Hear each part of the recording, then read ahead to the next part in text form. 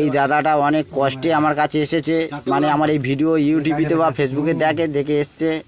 তা এই দাদার জন্য মোটামুটি একটা মেয়ে খুঁজি, দাদা অনেক দিন থেকে খুঁজছে, মোটামুটি 50,000 টাকার মতন ঘটকে লাগিয়েছে, তবু বিয়ে হচ্ছে না বা দেখাশোনা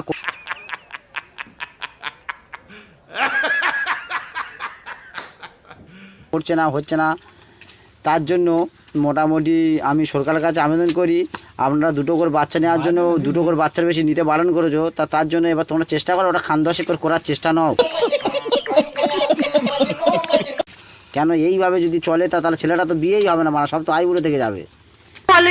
সরকারের কাছে এটা আবেদন, ওটা তোমরা 10-15টা করে করার চেষ্টা নাও এবং তোমরা निकल लौड़े पहली फुर्सत में निकल।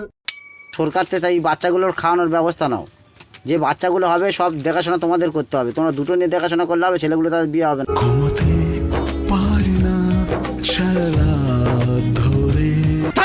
এইগুলো